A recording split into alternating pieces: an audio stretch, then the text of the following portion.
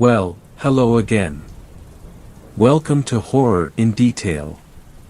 Today we are going to share creepy Reddit horror stories. First story. This story was shared by you/CheckUR crawlspaces. In November of 1999, I went missing for 3 days from the basement of my childhood home. As a young child, I was abducted from the basement of my childhood home and taken somewhere that I still struggle to quantify or explain. I suppose this is my attempt to put down as honestly as possible what happened to me and hoping open-minded individuals might find this story. This was well over 20 years ago. I was 8 years old with 2 siblings. My older sister, Denise, was 10, and my younger brother, Howie, would have been 5. We had a very conventional American Midwestern upbringing. My parents were fairly happy and we all shared a beautiful home in a nice neighborhood, riding the high of 90s consumerism. My childhood was extremely happy up until a certain point. Things changed when my sister and I created an anomaly, a haunting of sorts, in the closet of our playroom as children. The dolls assembled in the closet we had designated as the Barbie Threader and took their seats. The spooks and thrills we felt began to elevate as the first choreographed spooky occurrences interrupted our peaceful cinema-attending dolls. My sister was the architect of this story and I followed along, absolutely terrified. Tensions grew as the story built to the crescendo. Woody from Toy Story was possessed by a demon and rose from his seat, high into the air, turning to gaze at the audience. Bedlam has been established for the crowd of Barbies and our pretend fear had become quite real. Our emotions were palpable as the Barbies began their exorcism, calling for Satan to leave Woody as he began to shake and convulse before the Threader scream. We snapped back to reality when the room suddenly went dark for a split second and the light began flashing rapidly. Denise and I turned to each other and screamed, clutching one another in desperation. Our senses came back to us quickly. Mom was unamused, standing in the doorway of the playroom switching the light on and off, informing us she'd been calling down the stairs for 5 minutes and we can't just get sucked into games when we have to go brush our teeth and get ready for bed. Holding hands, Denise and I ran out in front of Mom so she would create a buffer between us and the looming unknown of the basement stairs when the lights went off. One of the most agonizing parts of my childhood was that very real fear of monsters and demons snatching at my heels every time I flew up the stairs after playtime, and that night it was an especially present sensation. Admittedly, parts of my memories have faded. I'm rusty on the exact order of things, but I remember the hole in the wall showed up closely enough after the haunted movie theater game that I connected the 2 events in my mind. Denise and I made a spooky story for the closet and a few days later, a spooky dark hole showed up on the wall on the other side of the closet. It just made sense to me. Howie actually noticed the hole first. I got home from school and Mom asked me to get Howie from the basement where he was playing. Going to the stairs, I looked down and saw Howie was hunkered into the corner that was a few feet from the bottom of the stairs. He was on his hands and knees with his ear pressed to the floor, like he was looking for something underneath a shelf, except it was just the wall. I wasn't too thrown off by this. Howie was 5 and a weirdo to boot, so I yelled down at him to come upstairs.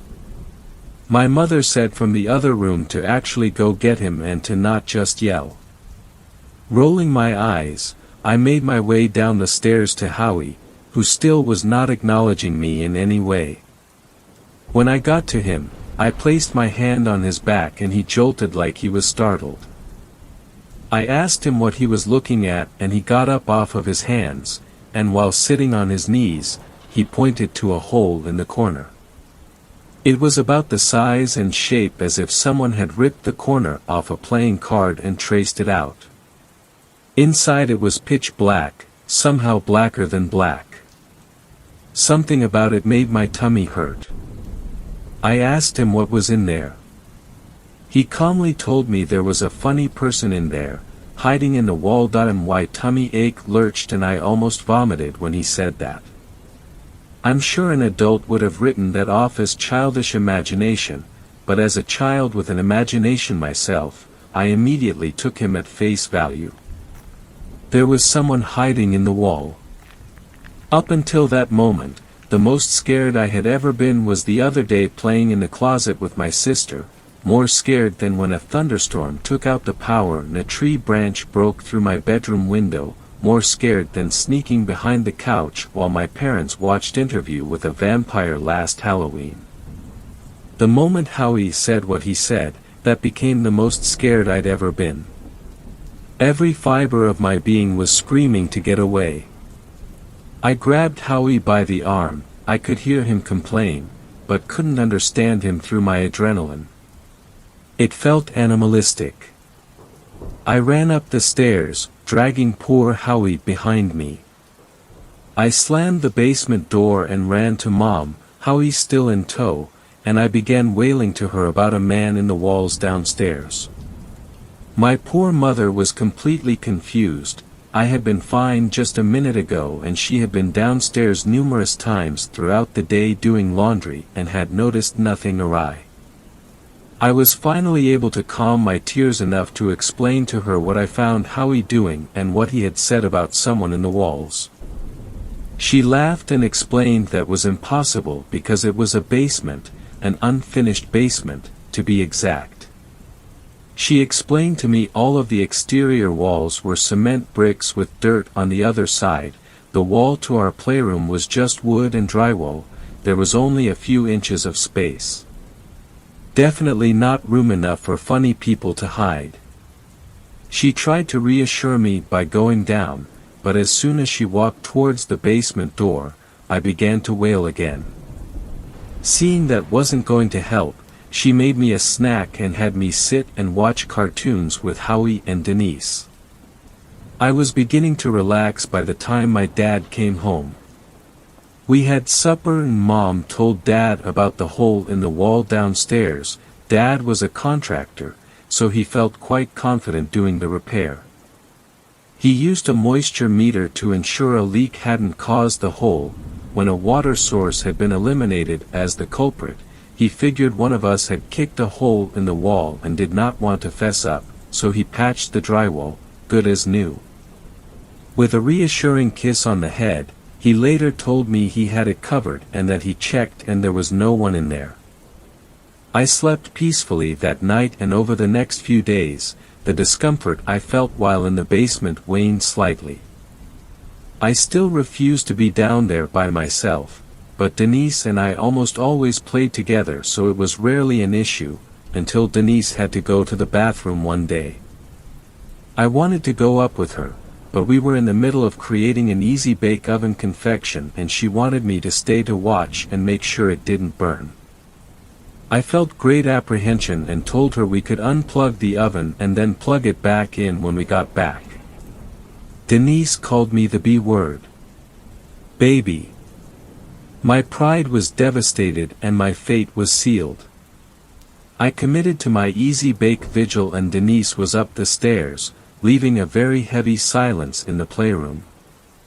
I tried to keep my mind occupied, reading the directions on the box for the cake mix and then fussing around with a random Barbie. A feeling like I was being watched appeared suddenly in my consciousness. I dutifully tried to ignore it as I felt my heart beat faster and my discomfort rapidly grew. I threw myself harder into my Barbie fussing, dragging that useless plastic brush over her tangled locks, wondering what was taking Denise so long. Behind me, I heard a noise, like a light click or a tap. I froze over the easy bake, my eyes wide. I had definitely not heard my sister come back down the stairs and Howie wasn't even in the house. I heard the sound again. It was coming from the closet. A brief description of the closet, unfinished, lined with particle board. It was maybe 6 feet wide and 3 feet deep. It had no doors. We had play clothes and some winter clothes hung up for storage. Underneath that were some boxes stacked up, and the other half of the closet was a jumbled pile of toys and stuffed animals. It had only been maybe a week since we cleared it out for the doll theater, but it was packed full again. I was absolutely petrified and I wanted to run away, but the closet and the door were in the same wall, so I would have to run closer to the closet to leave, which freaked me out. The sound continued from behind me, and as if I was under the Pied Piper's spell, I felt my head turn, leading my eyes to see what was producing the noise. When the closet came into my view, it took me a moment to see through the visual noise of the clutter and find the source of the tapping. My mind processed what I was seeing and I began to scream uncontrollably. Feet and legs were underneath me before I even was aware I was moving, fleeing, flying up the stairs. Screaming. I couldn't stop screaming.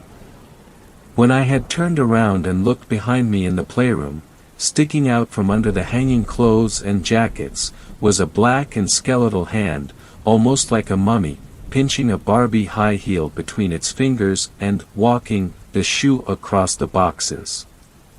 Howie was right. There was someone in the walls. Dad and Denise went down to investigate for me and they were unable to find anyone. Later that night, though, Denise came into my room with her hands behind her back and tears in her eyes. I asked what was wrong and without saying a word, she produced her left hand and opened it. A mint green Barbie heel lay in her palm. I immediately felt very uncomfortable and I asked her if that was the one from her jewelry chest. She shook her head and brought out her other hand and revealed an identical mint shoe. Denise explained the second one was the one from her bedroom, the first one she had found on the boxes in the basement closet. We were both incredibly scared. Despite having a lavish doll and wardrobe situation, we only had one pair of mint green heels, one of which we both knew I had lost during a road trip at a McDonald's in Georgia last year.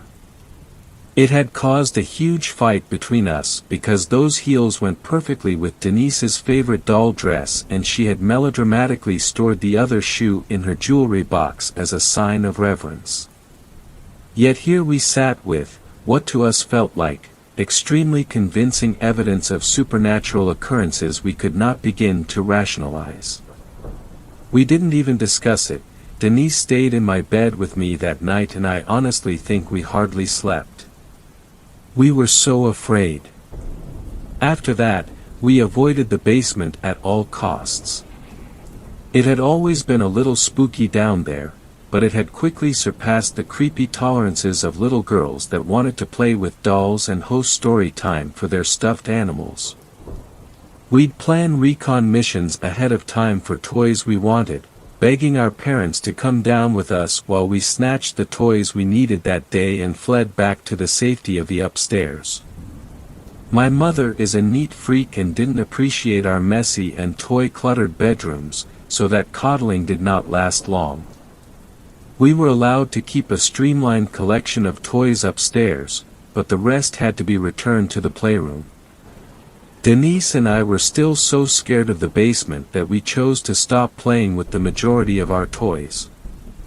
We pursued other endeavors, reading together or practicing gymnastic tumbles in the yard or watching cartoons.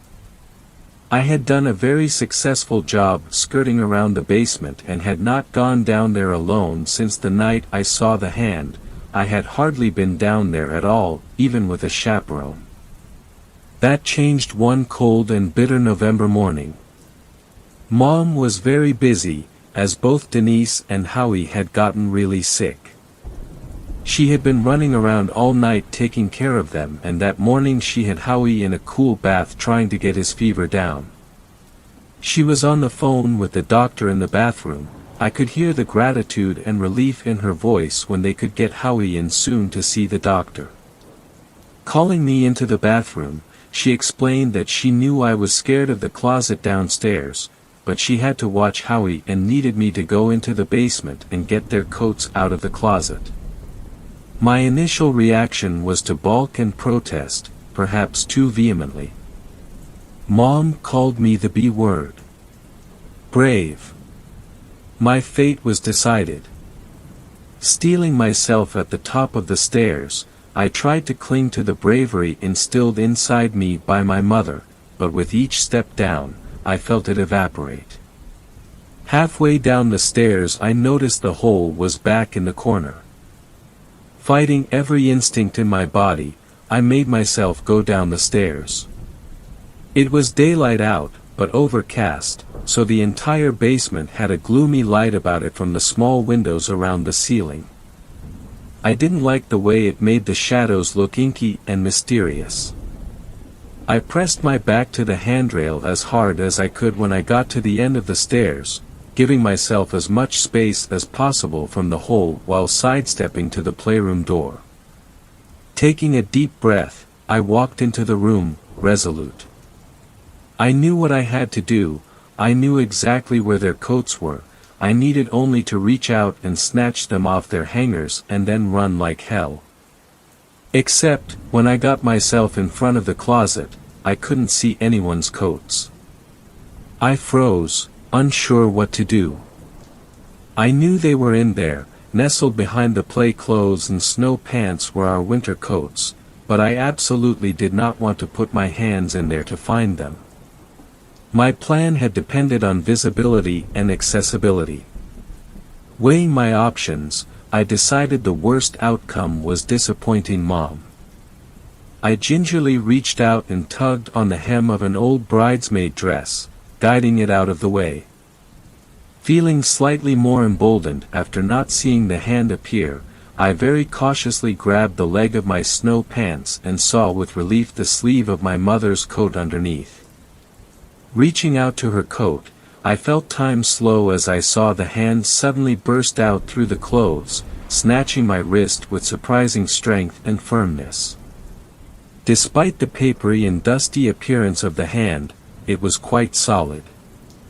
Barely enough time to whimper, I was yanked into the clothes, I felt my legs scrape over the boxes and I was suddenly in a place in between, not between the closet and the wall, but I think a place between dimensions.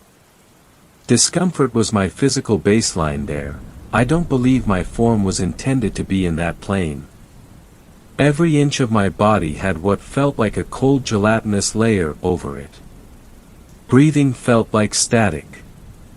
Despite my physical discomfort, my fear quickly dissipated, my emotions were muted, placidity dominated. I could only feel the faintest flutter of curiosity about where I had found myself, any worry or anxiety felt like it was floating 10 feet below me underwater. Keeping any train of thought became challenging. Slowly, my eyes adjusted to the darkness of this place and pinpricks of light appeared throughout the never-ending darkness, like stars in the sky. The closest light to me looked like a hole in the wall. With dreamy bemusement, I realized it was the hole in our basement wall. The light was enough to illuminate the figure that had dragged me here, and that's exactly all it was, just a figure.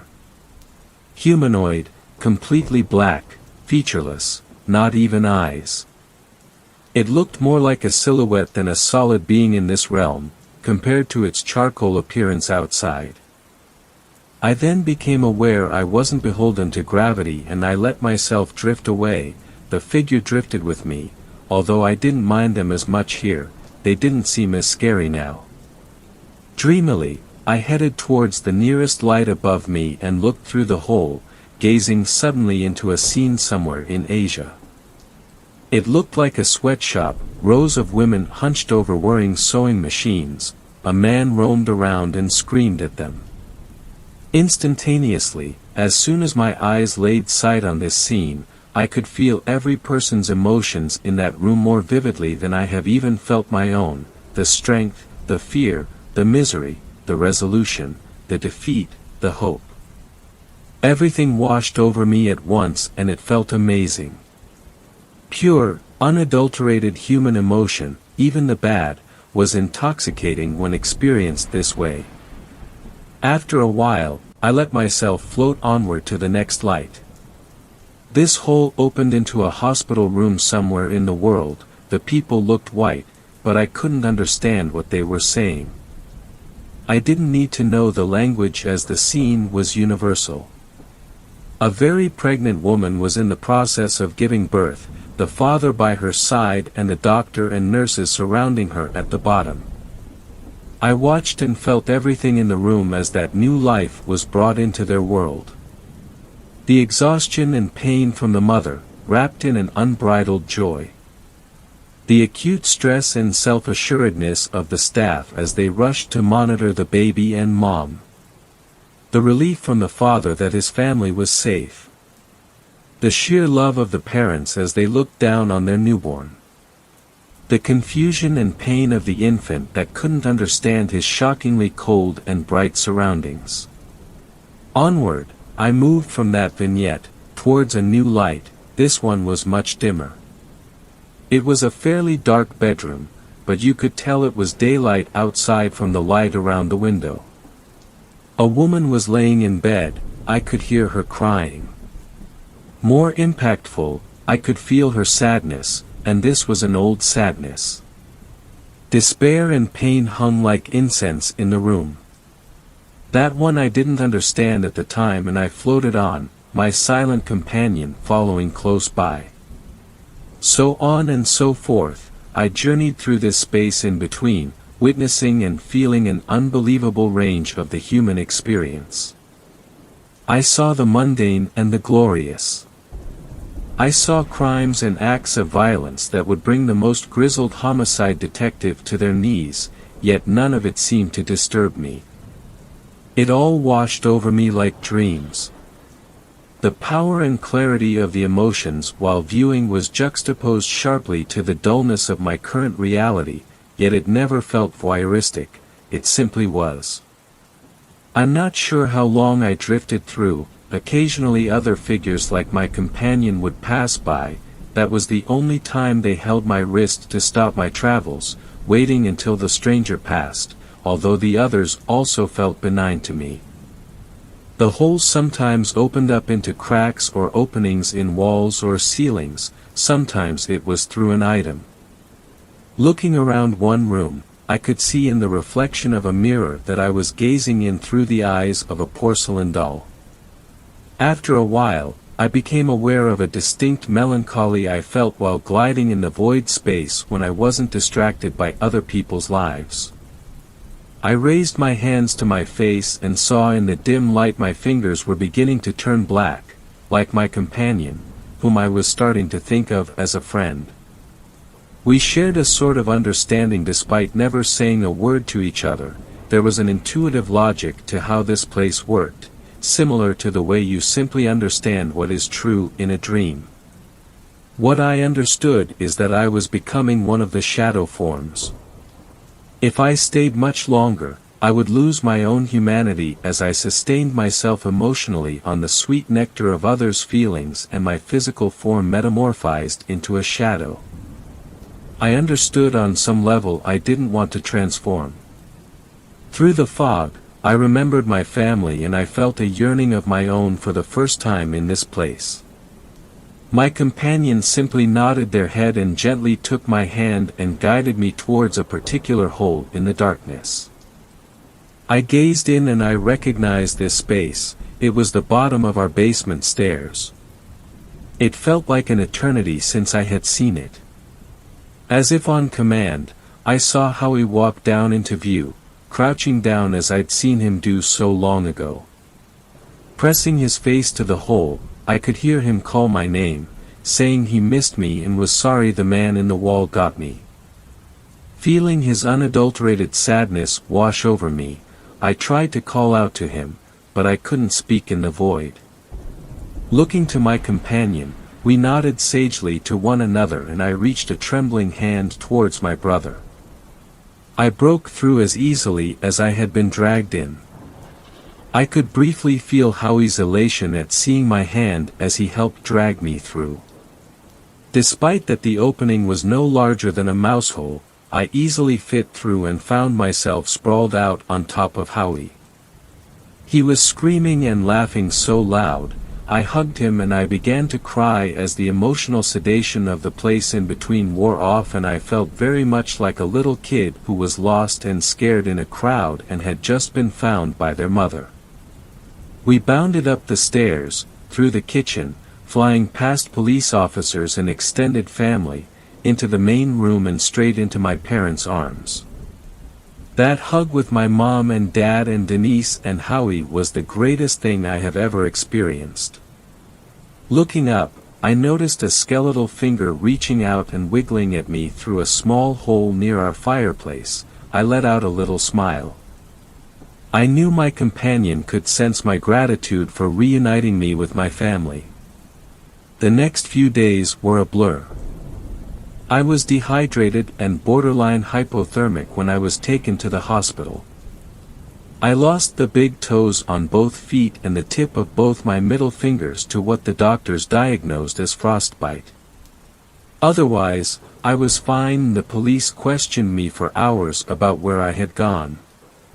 I lied through my teeth and told them I didn't know and couldn't remember. All I could remember was being cold and that it was dark, and then suddenly I was back downstairs. Police completely demolished our basement looking for evidence of a hidden prison my parents had kept me in, or a pipe or abandoned well I could have fallen in. At the end of the day, they were more puzzled than anything, and the official report on my disappearance and discovery basically dictated I got lost and came home on my own a few days later. I could tell it really bothered some of the police. They were worried there was a child abductor on the loose and that I was too scared to say anything, but even at my age, I had the sense to realize they would never believe the truth.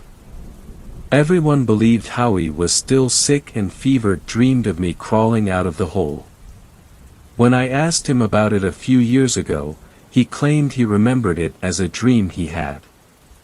Denise is the only person I have ever told my story to, up until writing this story. While I don't doubt that she believed me, I think my story disturbed her more than whatever she had imagined happening to me while I was gone. She couldn't understand how I could be okay after witnessing murders and tragedies. How could I process that emotionally after feeling those extremes? I tried to explain to Denise the goodness I had felt in there, too, about the baby being born or feeling a toddler's joy while dancing through a sprinkler, or the old couple holding hands in a hospital room feeling such love and warmth towards one another it blazed like the sun. Eventually, I figured she probably would never understand. If it hadn't happened to myself, I'd struggle to understand. I moved on pretty quickly, yet I kept the experience close to my heart, using what I had learned to be a kinder and more empathetic person. Ever since then, every once in a while, I will catch a glimpse of a charcoal hand sliding out of a hole in the wall or crack in the floor, and they wave at me or wiggle some fingers. I smile and wave back, letting my love radiate to my friend that had shared so much with me. I let them know life is good.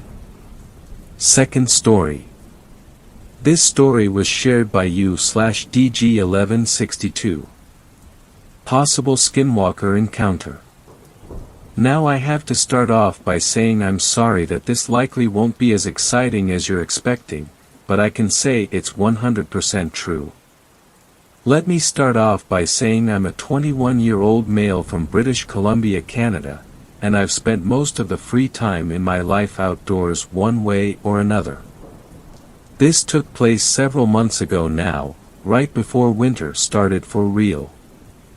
I had a couple nights to myself this particular weekend and decided I would go for one last camping trip before it got too cold to sleep outside anymore. I texted some buddies to see if anyone wanted to tag along, but in the end I ended up going into the bush solo.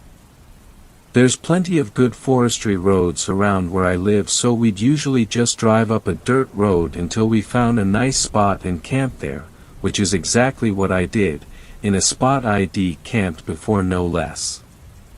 Anyways, I got my fire going, set up my tent and sleeping bag, and kicked back to start drinking my little night away. I was having a great time for the first couple hours. It was late in the season so the sun was setting early, but I had enough wood to keep a fire all night and enough beer to keep up. I'd camped solo many times before, so I really didn't mind loosening up a bit. However, I didn't get that chance. I don't remember falling asleep or what time it even would have been. I just remember waking up around 9 p.m., still sitting in my chair before the fire, with the deepest feeling of dread I'd ever felt in my life. The fire was still going strong, so I couldn't have been asleep for long, but I had this unshakable feeling that something was watching me. Bears would have been in hibernation at this point, and I know what it feels like to be watched by a coyote. This was something different.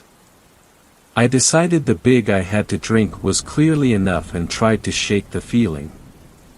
I got my good knife and flashlight ready just for good measure as I sat with my back to fire looking into the tree line, but I couldn't shake the feeling that there was something up there just waiting for me to slip up.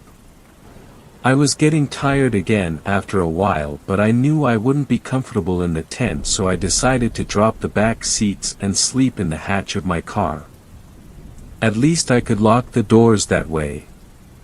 Again, I have no idea what time I went to sleep, but eventually I managed to, until I woke up from the most vivid, horrifying dream I have ever had. I saw myself from a third-person perspective, sleeping in my folding chair in front of the fire, exact same camping spot, exact same details as the scene I'd woken up from not even an hour before. As I watched myself sleep in the chair, slowly the glowing eyes of coyotes emerged from the trees until they surrounded and ate me. I woke up in a cold sweat with a worse dread than I'd felt before. I had felt being eaten by the dogs, and at that point I didn't even know what was a dream and what was real. I just knew I needed to get off the mountain. I left everything set up in the campsite and crawled into my front seat to drive back down the road. On my way down I saw one single deer stare at me, and as I passed it, it walked to the middle of the road and watched me drive away. I went back the next morning to get my camping gear and nothing was out of place. But those dreams, and that deer, still haunt me if I think about them too long. I am not sure if it was truly a skinwalker or just the rural paranoia of growing up in a small town, but I tell you, I never look at deer the same anymore. Third story. This story was shared by you/a_Hawaiian_shirt. Last night, I got up to get some water. There was something standing on the balcony. The pizza box was too big to fit in the fridge. I thought of this when I woke up, a little harmless thought as I finished the last of the water on the nightstand. The water was good, really good, but it wasn't enough. I finished the water and decided to get up for more, and doing so, I thought of the obnoxious pizza box still sitting on the stove. I got more water, took it back to the bedroom. Son was sleeping on the wife's side of the bed, and I vaguely recalled them switching during the night. He took her side 'cause he thought he saw a monster. She took his room to get away from my snoring. More harmless thoughts. I sauntered over the collection of water glasses on the nightstand and placed tonight's refill. On the stove sat the pizza box. I opened it quietly like a thief in the night. Grabbed a piece, sausage. Just a quick piece, then back to bed, a little bit more water, back to sleep. First bite, all the fucking toppings come off. A bare, sauce-soaked, not as tantalizing piece of crust shining in the soft light of the stove's range hood. Panic, paper towel. Try to salvage it, place the crust on the counter, wipe my mouth with the paper towel, walk it off. I saw it then, on the balcony. I froze watching it, the paper towel still held mid-smear on my mustache. It saw me. It was watching back. We had left the blinds open, pulled just enough to the side to see out. They'd been remodeling the balconies, but there was enough planks to hold something outside the glass, 7 feet tall. Was it 8? As I watched it, I couldn't recall if I had checked the time. I didn't want to chance a look. My phone was in the bedroom, near the collection of water glasses. If I had it, I could call the police. But I'd have to look away from it. It was just standing there, standing awkwardly like it had been caught in the act. And I was reminded of how long it had been since we used the slider, how long it's been since we knew it was locked. I thought of him, sleeping next to the still warm spot I left behind. I thought of her, off in the other room to get away from the snoring. I could scream. But then what? Then we'd all just be fucking scared. I went to the balcony, moving slow, lowering the paper towel as I crossed the living room. Getting the details of it the closer I got, or the lack thereof. Long, spindly fucking arms. A hunched back. A dead hang of thin hair. It's almost December, where was its clothes? Why my balcony? It seemed happy to see me. Like this was a pleasant surprise. I felt the spike in my blood pressure, the collecting sweat in my armpits. A paper towel instead of a phone, or a bat. And I stood there, looking at it. Too scared to see if it was locked, too worried to check. Standing in the ringing, suffocating silence of the living room, I asked the only thing I could think of. What do you want? I couldn't actually hear my voice when it spoke, but it understood. Its face started to droop, a sag of skin and a slow look that drifted to the left, to my son's room. Where she slept in the child's bunk bed, to get away from the snoring. A slow look that listed lazily back to me, then past me, to where my bedroom would be. To the 8-year-old sprawled on her side of the bed. Looking into its eyes, I felt my lip tremble. Not like this. Looking into its eyes, I mouthed the word. No. It takes a deep breath, and leans against the outer frame of the slider. It gets worse the longer I look. It's a fucking nightmare. It has to be a dream. Its lungs inflate and its chest puffs out, and its skin hangs off its fucking bones. It's trying to intimidate me. It opens its mouth to talk, it makes no sound, but I understand what it's trying to say. The words chill my bones. I have all night. I think of her in his room, I think of him on her side of the bed. Paper towel squeezed in my hand, a reminder that I didn't take a leak when I got more water. So do I. The response amuses it, and it shrugs.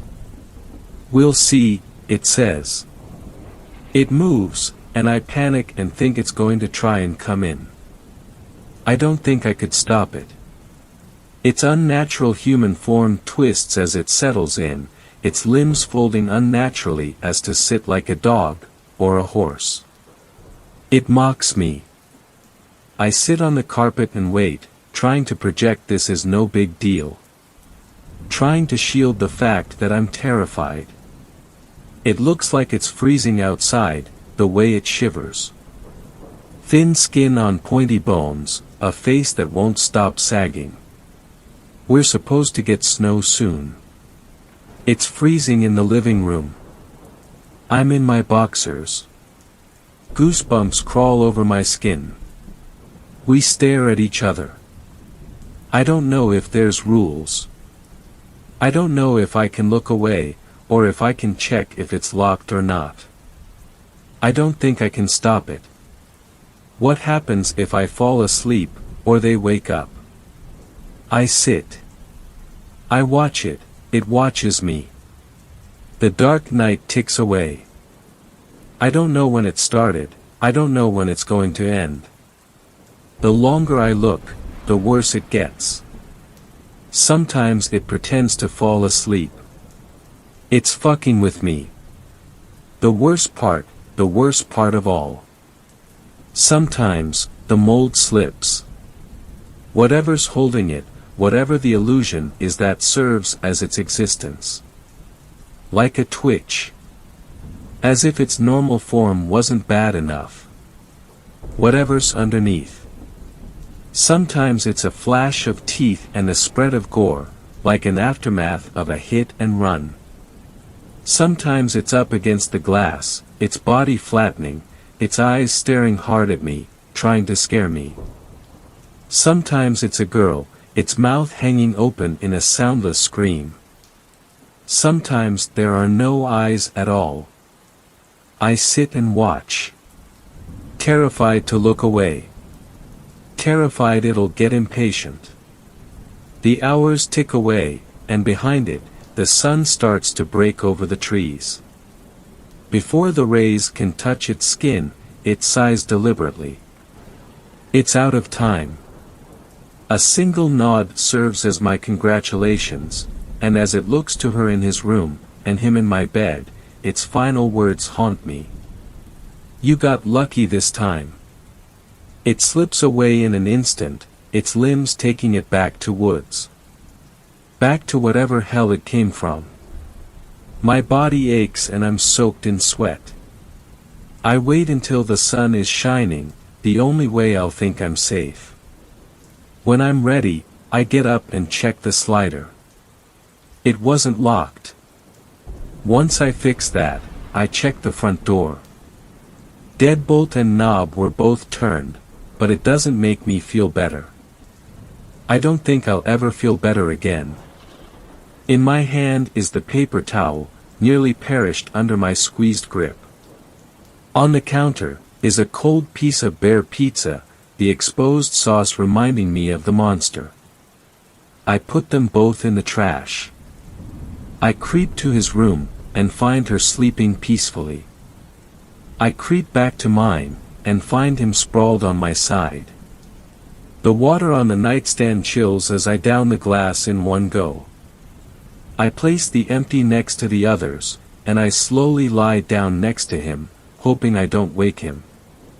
Hoping I don't hear anything aside from his soft little snores. I listen to the snores, and wonder if it's even possible to go back to sleep. Or if I'll ever sleep again. Fourth story. This story was shared by you/Western, string, 8768. I'm a teacher and I think one of my students isn't alive. I'm a math teacher in a small town high school. Among my students, there was one unusual boy named Tommy. He was quiet, never spoke, and didn't mingle with other students. Yet, he always scored perfect in all tests. One day, out of curiosity, I tried to engage Tommy in a chat. But he quickly walked away without saying a word. He had a certain coldness about him, which was quite off-putting. I decided to get in touch with his parents. However, the school records had no contact information for them. I found it strange but shrugged it off as a clerical error. Cryptic aura around Tommy piqued my curiosity. I tried asking around town about him. Everyone's answer was surprisingly the same: no one knew him or his family. One day, at a local diner, old Martha, an aging, long-time resident known for her sharp memory, overheard me talking about Tommy. She beckoned me over, a worried expression on her face. She claimed that there was a Tommy fitting my description who used to live in town, but he had died in a car crash 15 years ago. My blood ran cold, everything around me began to spin. Was it possible that my student was a ghost? I returned to school the next day with a lump of fear in my throat. I kept my distance from Tommy, who appeared normal as ever, acing his math test. Somehow, this normalcy sent shivers down my spine. I started digging through the old school records, which were in a chaotic state. After days of searching, I found what I was looking for, a yearbook from 15 years ago. There was Tommy, looking identical. The caption under his picture read, "In loving memory of Tommy, who left us too soon." I was scared but decided to confront Tommy. After the class, I asked him to stay back. He didn't move or speak. He was just there, standing, looking at me with blank eyes. I asked if he had died 15 years ago. Tommy smiled a sad, chilling smile and said, "Yes, but I had never been good at math. I wanted to learn it properly." Frightened and speechless, I saw him walk out of the room, disappearing into the crowd of students in the hallway. He never came to my class after that day. I told my story to a few colleagues. Some thought I was joking, others believed I was hallucinating. But old Martha believed me. We decided to hold a small memorial for Tommy by the tree in the school grounds.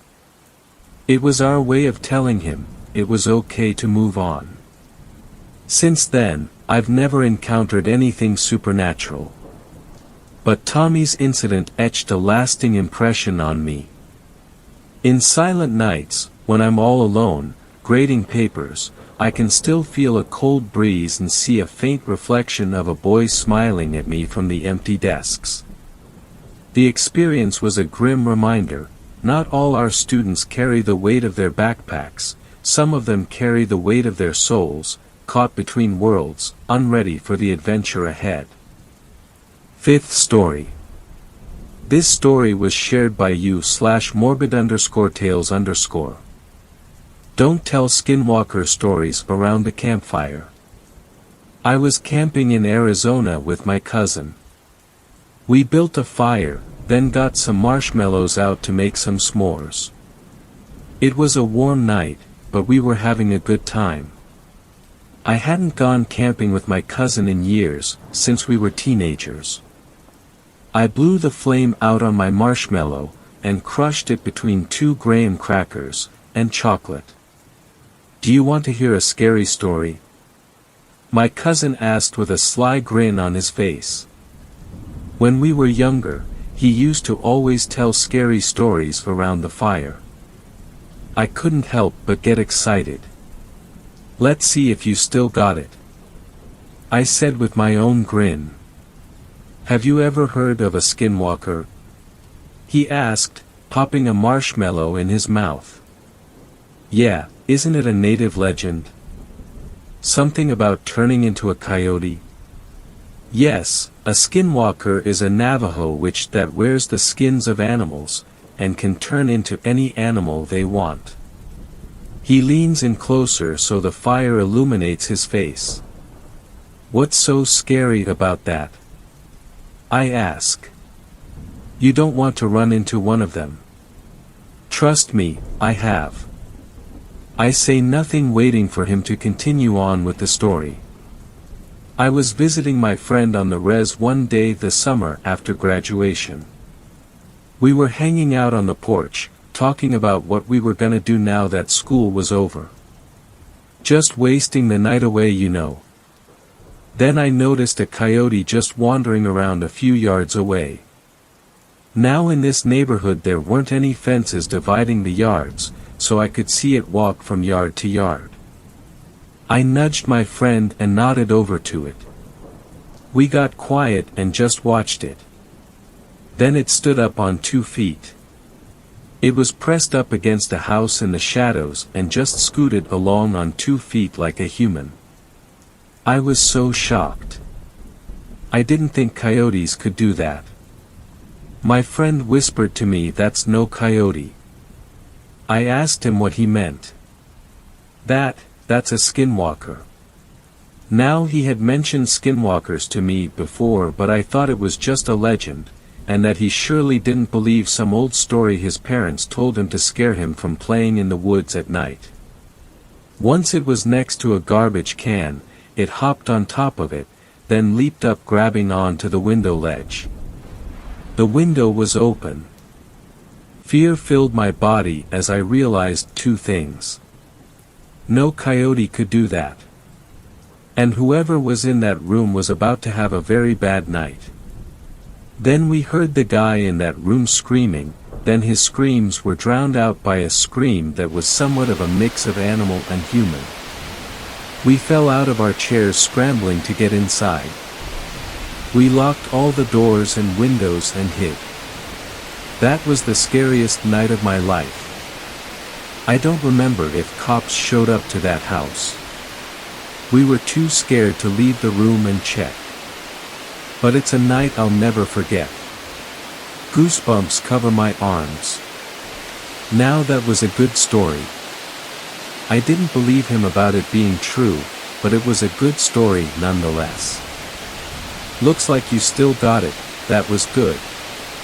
Got me being scared to look into the trees. I laughed nervously looking behind me at the forest that seems just a little scarier now. Hey, every word of that is true. I didn't make this one up. No need to make up a scary story when you've lived it. He has a pleased look on his face nonetheless. We sat in silence for a bit and I thought about the story he just told. For some reason a coyote creeping around on two legs just seems comical.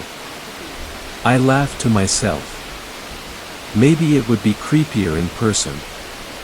After another 30 minutes, the fire dies down and we crawl into our tent.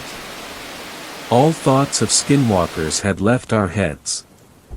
I was drifting off to sleep when a stick snapping outside our tent woke me up. My face was facing the wall of the tent and I don't think I'd quite registered what woke me up.